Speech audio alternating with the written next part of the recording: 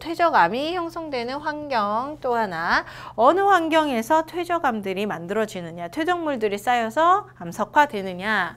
이제 육지 환경과 해양 환경 두 가지로 크게는 나누게 되고, 그 다음 중간에 육지와 해양이 만나는 부분이 존재하죠. 그 부분까지 세 군데로 나눠서 이야기를 하게 됩니다.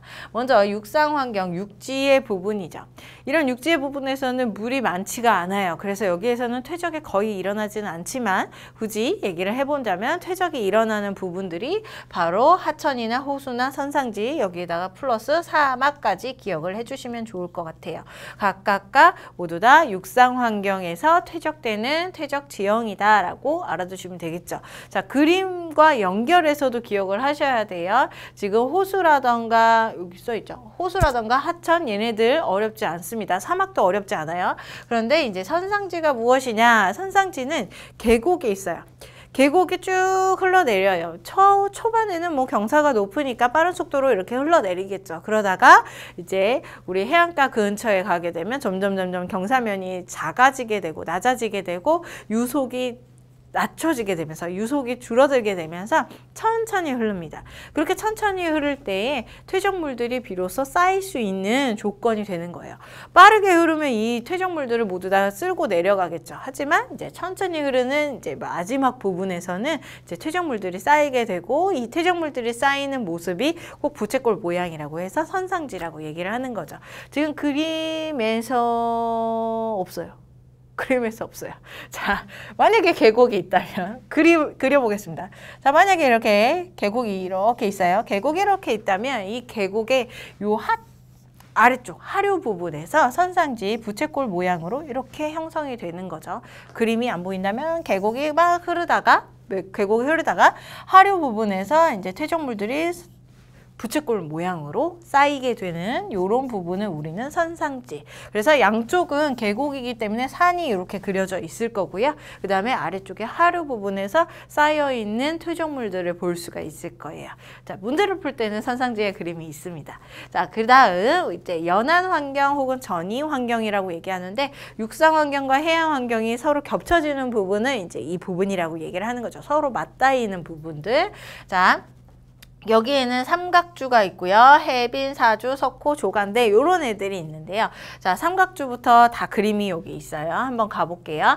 자, 삼각주는요, 이제 육상 환경에서부터 이제 바다 환경으로 펼쳐질 때에 이제 요때도 이제 유속이 줄어들게 되죠. 그러면서 이제 삼각형 모양으로 이제 섬처럼 만들어지는 부분을 우리는 삼각주라고 얘기를 합니다. 지우고 보겠습니다. 자, 삼각주라고 얘기를 해요. 이제 우리 육상에서부터 굉장히 접해 있는 부분, 그 부분은 이제 삼각주라고 얘기를 하고요.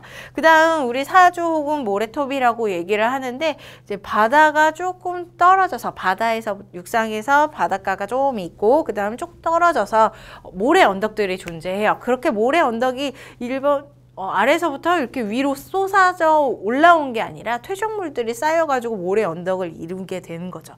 그럼 모래 언덕을 이제 사주라고 얘기를 하고요. 석호는 사주와 그 다음에 육상 환경의 요 사이의 바다를 이제 석호. 그 다음 해비는 우리가 흔히 말하는 모래바다, 모래사장, 그 다음에 또는 해변가? 이런 부분들, 우리가 해수욕하는 부분들, 그런 부분들이 이제 해빈이라고 볼 수가 있죠. 이런 부분들이 전이 환경이라고 볼 수가 있습니다. 육상과 그 다음에 해양이 접해져 있는 부분이다 라고 알고 계시면 될 것 같아요. 자, 해양 환경은 이제 바다의 환경이죠. 물 아래쪽에서 일어나는 환경들이고요. 여기에서는 깊은 바다가 이제 형성이 될 거니까 점이층리나 이런 애들이 주로 발견이 될 거예요. 그래서 대륙붕, 대륙대, 대륙사면, 심해저 이렇게 있는데, 여기에서부터 이 오른쪽으로 가면 갈수록 점점 바다 깊숙한 곳으로, 바다 저 멀리로 가는 환경들이다라고 생각을 해줘도 무방하다라고 볼 수가 있습니다. 자, 대륙붕부터 얘기를 한번 해보면, 이제 우리 해안가가 있죠. 그 해안가에서부터 이제 물에 잠겨서 쭉 펼쳐져 있는 넓은 평야와 같은 부분들이 있어요. 여기에서는 굉장히 많은 퇴적물들이 쌓여 있게 되는데, 그 쌓여 있는 부분을 우리는 대륙붕이라고 하죠. 굉장히 넓은 평야와 같은 지역이다. 그 넓은 지역을 지나게 되면 대륙 사면이라고 굉장히 경사가 깊은 부분들이 있어요.